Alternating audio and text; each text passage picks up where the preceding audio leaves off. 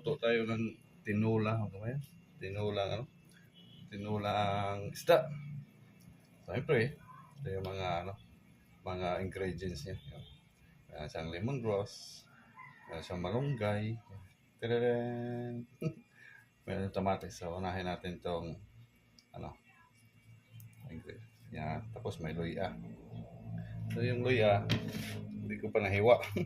Hiwain muna natin para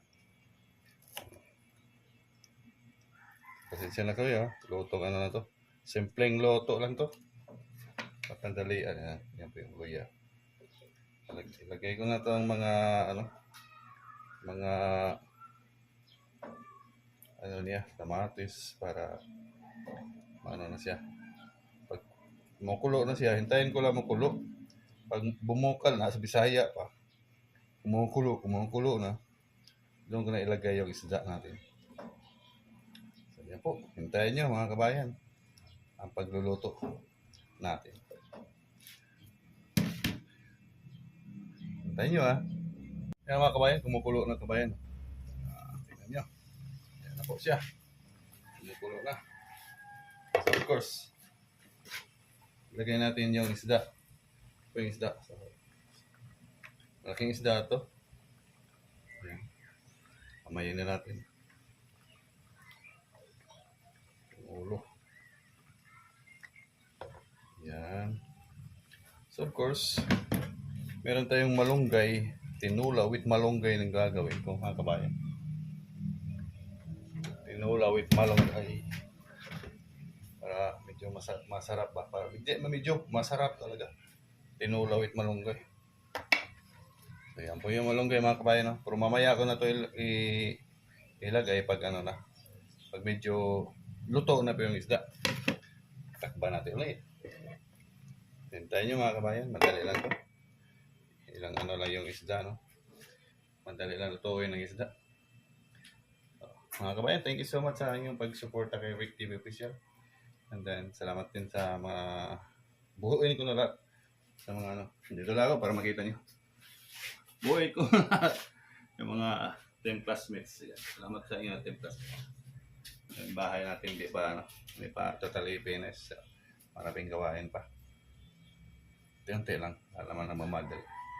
So, yan. Kumukulo na siya. Oh.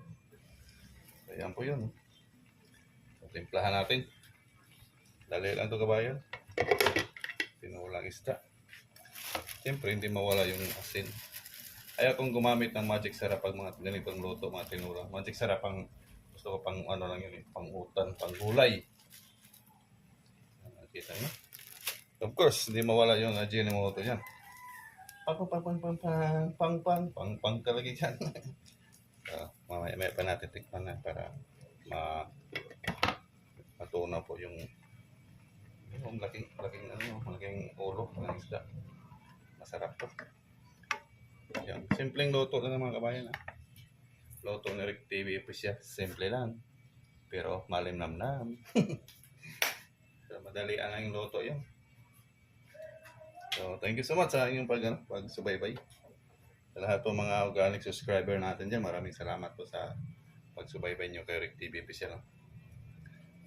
Pahinaan natin ng konti ng apoy para hindi masyado kumukulo. So, yun titikman natin. Madali lang to Pwede mo lang sa siguro to. Mamaya konti.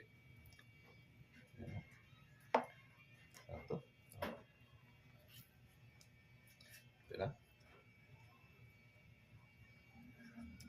Matabang kabayan. Of course, pag matabang, dagdagan rin. Umuusok sarap yun pag umuusok. Tinulang isda with malunggay. Yung malunggay mamaya ito ilagay ito. Ito yung malunggay, kumbaga tawag ito drumstick. Iwan ko kung tama ba ako sa English basta nakita ko lang ito, drumstick to.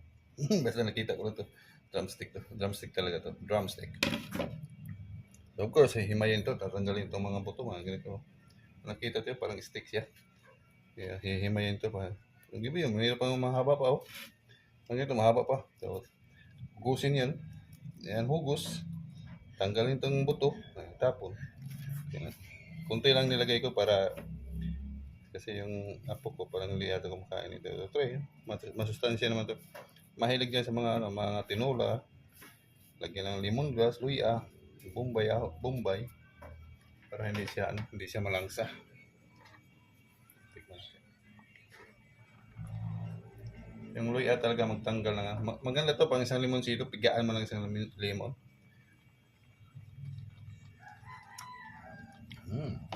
Medyo meron na akong natitikman na masarap-sarap ba.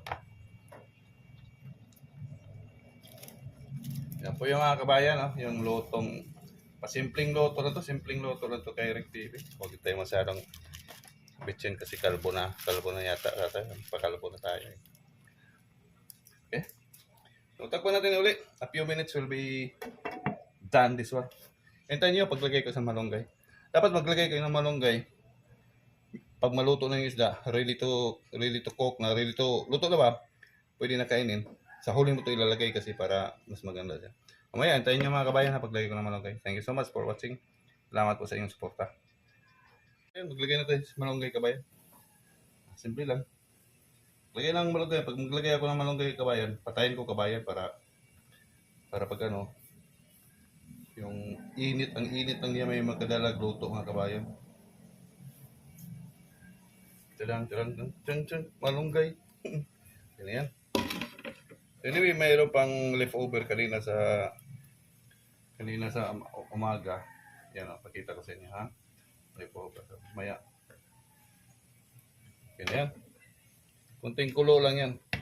Luto there. Ito yung leftover kung namin kanina mga kabayan. Kita ba niya? So, yan yung leftover namin kanina umaga. So, anuhin natin yan mamaya.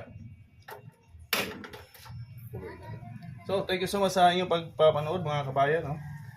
Luto na yan. Madali lang naman lutuin yung isda. So, thank you. I see you for tomorrow. For my LS, sana supportan to each other. Thank you so much.